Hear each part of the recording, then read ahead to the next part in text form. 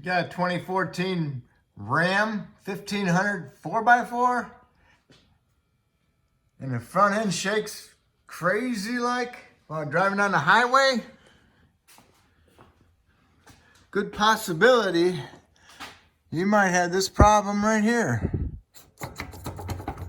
That. This shaft is wore out.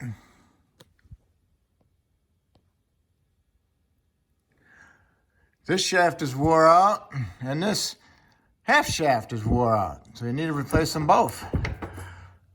But this shaft here for the front diff is non-replaceable. You have to replace the whole differential.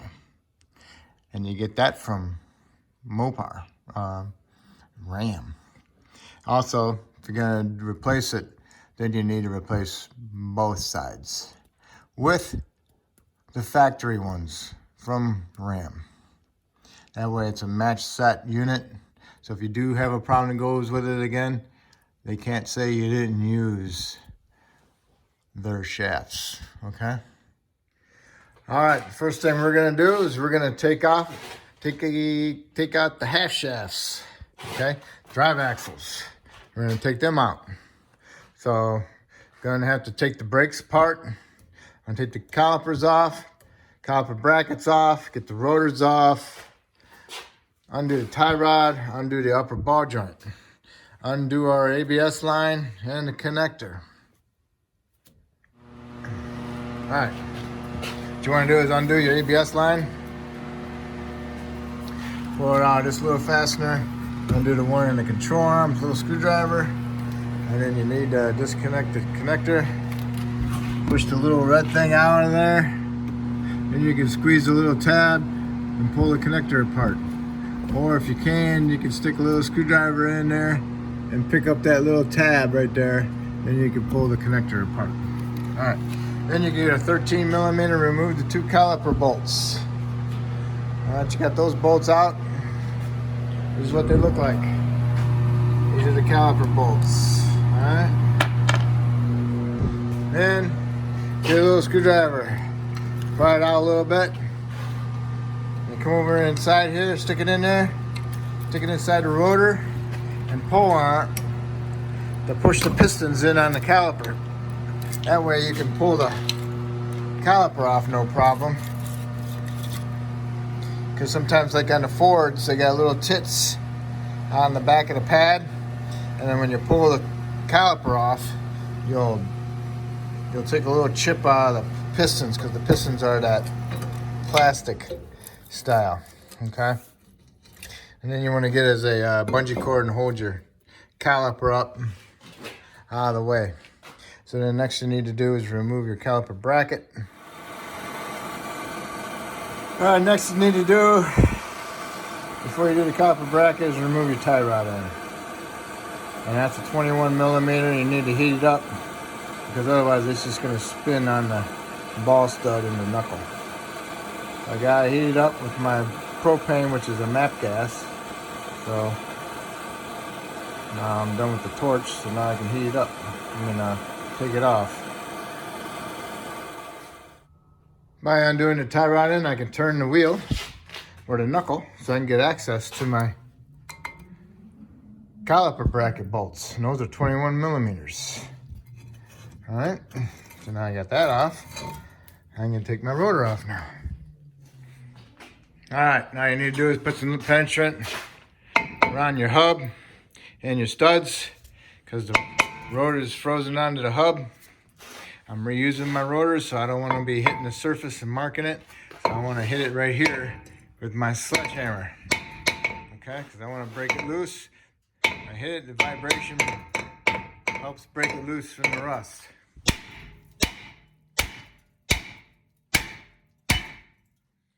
like that, okay? So if not hit your studs, you'll screw the threads up.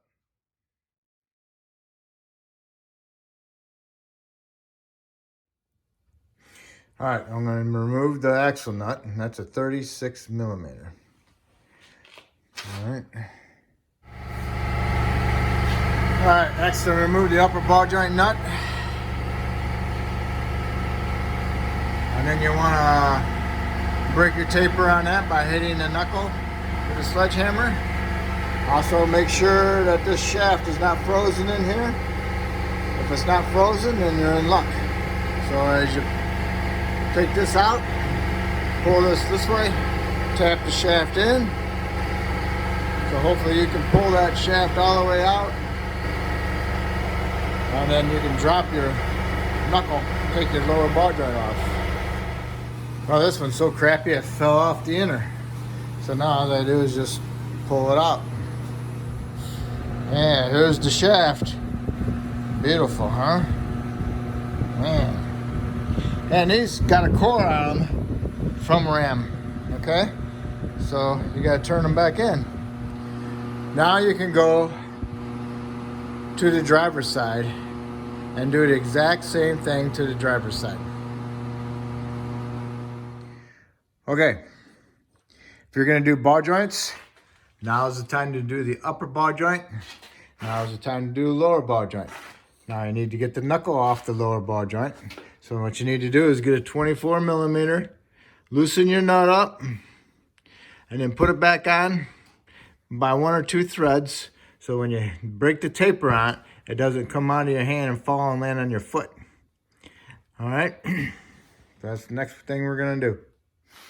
Okay, took the nut off, threaded it back on, and I broke the taper, see? I broke the taper. It's not loose. I mean, it's loose on the taper, but it didn't fall and land on my foot. It's still there. So now all you do is hold on to the knuckle and take the nut off. There it is. It's off. Set it aside. Now, you see all the rust in here? You need to clean all that up. So when you put your rotor back on, it's a nice true surface, okay? Gotta get that nice and shiny. If you were using the old rotor, do the same thing on the inside there. And then put some anti-seize on it when you go back together. If you're doing a driver's side half shaft, and you're to this point, you can't pull the half shaft out of that. It's too long. So you have to pull it out of the axle that's sticking out of the front axle. But this joint is stuck on the little axle. So you're pulling the axle out at the same time, and it's just as long, so I can't drop it down. Usually this part will just come off and then drop down, and you can pull the axle out. That's not the case because it's stuck to the axle output shaft. I tried everything. Undoing the strut, undoing the A-arm from the bottom. Nope. So, broke the taper loose on the ball joint. And I'm cutting it with a die grinder. I put a 4-inch disc on it and I'm over halfway through it. Alright, I got the ball joint cut off. All I'm gonna do is lower it down and undo my safety strap and pull the whole dumb thing out. Here's the piece that screwed me over. This piece is supposed to stay in the front diff. It's supposed to come off right here. There's my ball joint. Hey, I got it out. Nice, huh? Just so you do know, you have to take them axles out in order to do ball joints. Okay? They come off the differential when you got your upper ball joint undone. You can pull it this way, pulls out the differential shafts, drops down, then they go in that way. Okay, that's how they come out. Now I can do ball joints, and now I can do struts, because that's what I'm going to do also. Okay, pressing on, removing the front differential. Need to remove the 4 bolts that hold the front drive shaft onto the front differential. Those are 15 millimeters, and there's 4 of them. You got them out, and then smack the U-joint assembly, and it will come undone from it. I need to unplug it. Need to clean up some brake clean, blow it. If it's got a red clip in there, pull the red clip out. Clip's gonna be inside here. So you need to do is push down on this piece. What I did was I stuck a little Craftsman screwdriver in that slot right there, and then pry it down onto this. And I pushed it down, and then I took another screwdriver and I pried it off. See how it looks?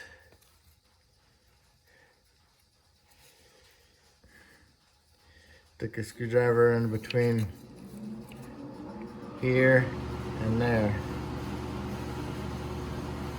It pushes down on that, allow you to pick this thing off. Okay. Then you got 2 bolts here, and then you got another bolt right there, and then about 3 inches to the right of that there's another bolt on top, and then up here right there on top there's like 3 more bolts there, and you get to those over here.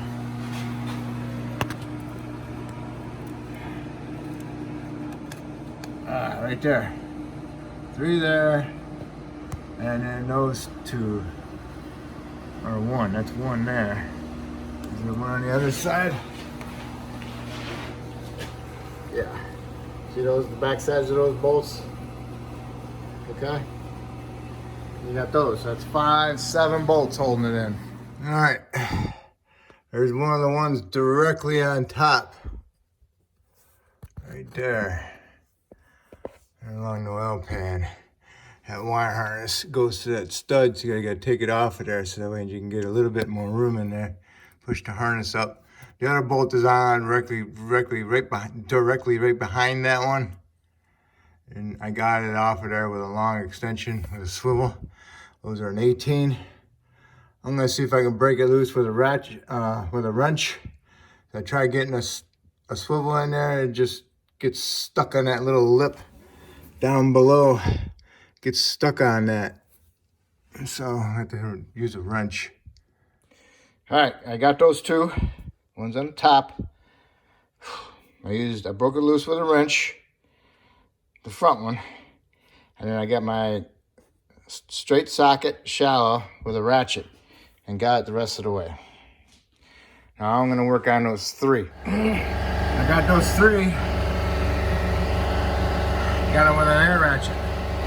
Now they got 2 more on the right side. And then I'm probably gonna have to possibly drop this little support here. I took these out last. Took one out and I loosened this one up. And it was like stuck on a pivot up there or something, but I had them all out, but it pivoted. So when I put a strap on her just to hold it, just in case it falls out. I don't want to go get my trans jack, too lazy. So I took this bolt out, and this is where it's resting right now. So hopefully I can I might be able to squeeze it out of there, but then I might not because of that. So I might have to take this bracket out. Best off take that bracket out. Take it out from here, swing it over this way. Okay, I need to take that bracket out. I just picked it up out of there. I He-manned it. All right. Question about, was there a pivot over here? No, no pivot. Okay. All right, so it's out. Now I gotta find out if it comes with this or whatnot. All right, here's the new one. I'm gonna get my trans jack for that one. See? There's our problem there. That's a problem. All right. Okay, I got it up in there. I put a stand under it to support it. I started these 2 first.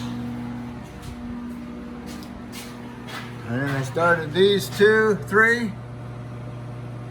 And then I ran them up. I didn't tighten them up. I got them real close to be fully tightened, but they're not tight.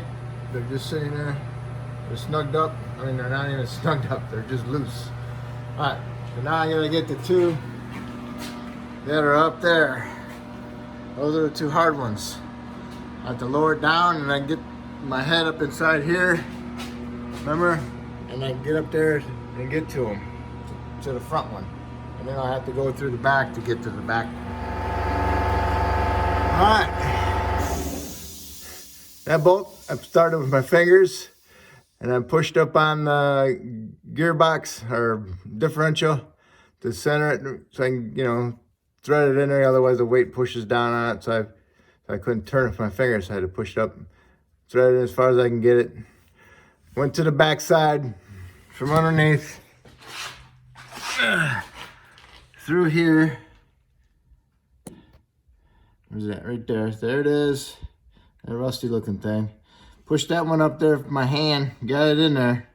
And then I put a 3/4 inch swivel socket on it with an extension. And it worked perfect. It was, because it was a loose fit, it allowed it to twist up in there because it's such a tight area. And it worked perfect. And then the same thing on this one. With my air ratchet, I used a 3/4 shallow instead of a 18 shallow, because the 18 shallow is too tight and causing my ratchet to hit the oil pan or the block area up there. So once I got them snugged up, then I can get my wrench in the front here and use my wrench to fully tighten it. And then the back one, I got my 18 swivel on there with an extension and tightened it up. Okay, now I need to go to my other mounts and tighten those up also. To run those bolts in, I used a long extension. Okay, it gets right on them. Wish I would have done that beforehand when I took it apart. All right. Put your vent tube on. That's up here,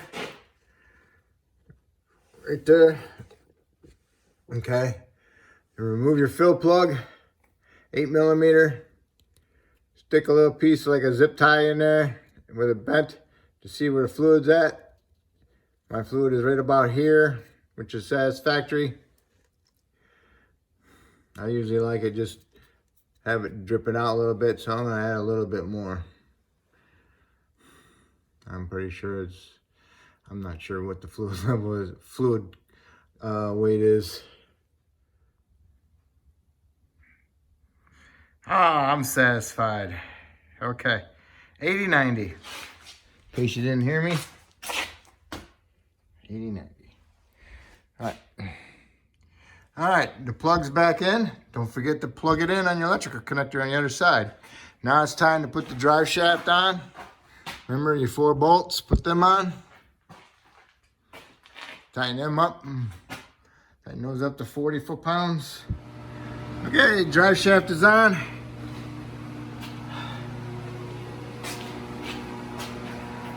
Now, I need to replace my ball joints. And I'm gonna replace my struts too, but I didn't get them yet. All right, I'm gonna press off the lower ball joint. That black piece, this one, fits around it perfect. It doesn't fit on this base very good, but it fits around there perfect. I like that. Now all you need to do is hit it with your impact and push that ball joint through. Okay, this one just fits around it.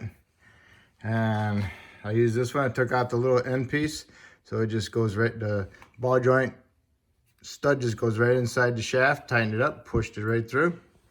We're good. All right, I pressed the lower one in.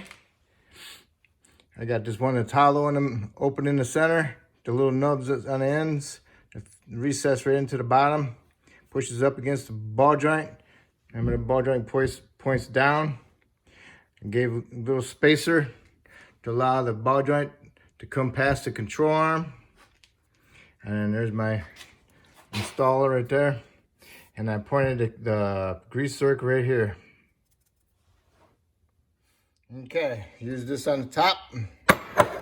Use this on the bottom, because that goes into the tool, just like that. Fits right in there. All right, to press the top one in, I pointed the boot for the grease to exit that way. And I put this one on here with the it's a spacer. Now this is the one with the little nipple sticking out for the ball joint to go through, and this is just a spacer sitting on the heavy duty piece. And then I tightened it up and bombed it out. That one worked perfect. That guided it through. Goes through this one, goes into there. It was deep enough. I think the first time I did it, it wasn't deep enough, and it bent my stud. So make sure it's deep enough to allow for your ball joint to go in there when you press it in. All right.